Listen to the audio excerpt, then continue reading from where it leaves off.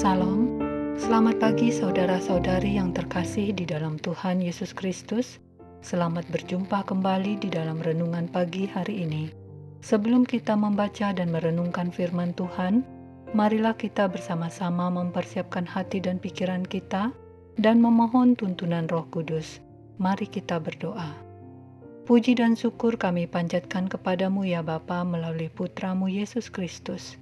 Kami mau bersyukur untuk pemeliharaanmu kepada kami yang terus dan tak henti memberikan kami kesempatan untuk menikmati ciptaanmu dan untuk menikmati firman Tuhan agar kami semakin hari semakin bertumbuh di dalam iman percaya kepadamu. Oleh karena itu, biarlah Roh Kudusmu menuntun kami di dalam renungan pagi ini. Dan tidak lupa kami memohon pengampunan atas dosa dan kesalahan yang telah kami lakukan, agar kami disucikan kembali dan dilayakkan menerima berkat-berkat-Mu.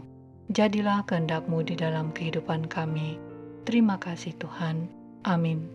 Saudara-saudari yang dikasihi Tuhan, renungan firman Tuhan pada pagi hari ini terambil dari 1 Raja-Raja 17 ayat 1 sampai 9.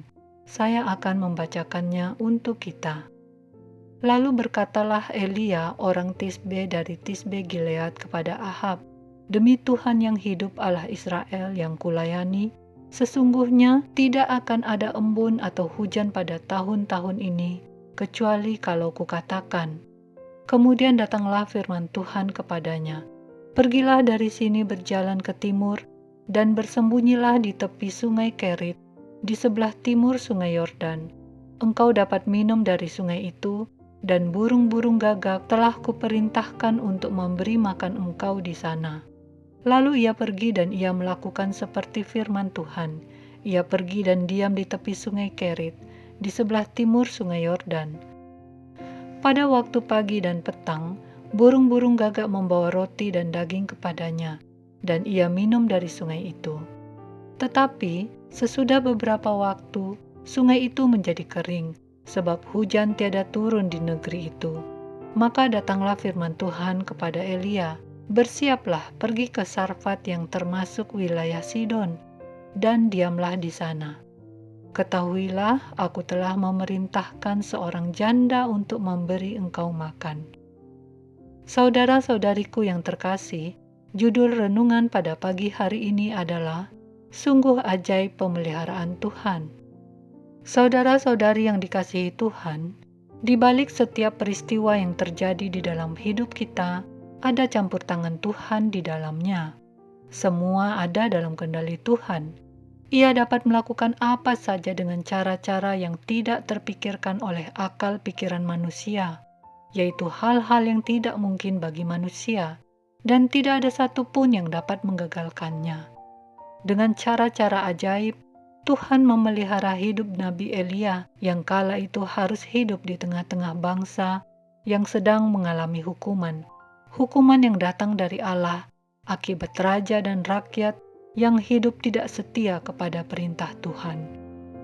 Saudara-saudari yang dikasihi Tuhan, dalam masa penghukuman bangsa Israel, tentu saja Nabi Elia yang merupakan bagian dari bangsa itu akan terkena dampaknya. Tetapi Tuhan mengerti dan ada rencana pemeliharaan Tuhan bagi Elia.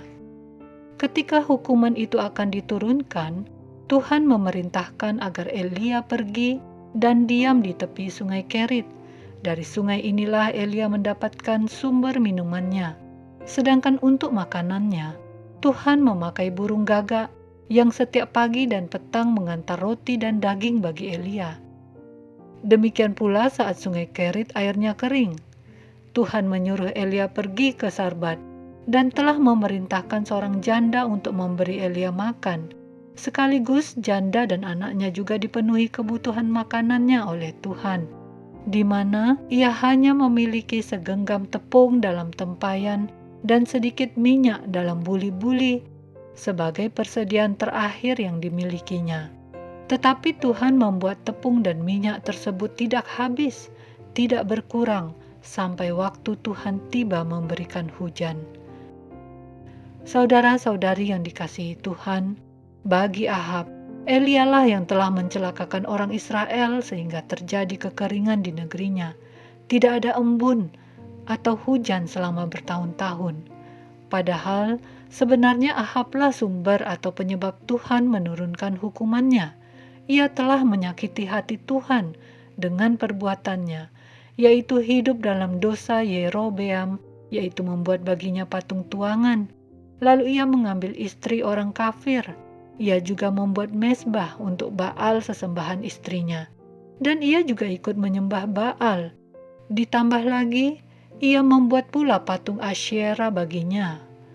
Dan tidak kalah jahatnya, istrinya Izebel membunuh nabi-nabi Tuhan dan mengangkat nabi-nabi Baal.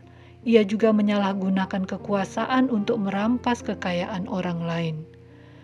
Saudara-saudari yang dikasihi Tuhan, murka Tuhan akan datang kepada kita yang tidak setia kepadanya. Tetapi bagi yang setia kepada Tuhan, pemeliharaan yang ajaib akan kita rasakan. Di dalam pergumulan, di dalam kesesakan, di dalam persoalan hidup lainnya, mungkin kita sudah tidak memiliki apa-apa lagi. Janganlah ragu untuk mempercayakan hidup kita kepada Tuhan. Belajarlah untuk tetap percaya kepada Tuhan, meski keadaan seolah-olah begitu mustahil, karena bagi Tuhan tidak ada yang tidak mungkin. Pemeliharaannya yang ajaib akan nyata di dalam kehidupan kita. Demikianlah renungan pada pagi hari ini. Tuhan memberkati. Kita akan menutup renungan dalam doa, tetapi jika saudara ingin didoakan secara khusus, hubungi email kami. Kerinduan kami agar channel ini menjadi berkat bagi banyak orang. Mari kita berdoa. Ya Tuhan, terima kasih untuk firman-Mu yang baru saja kami dengarkan.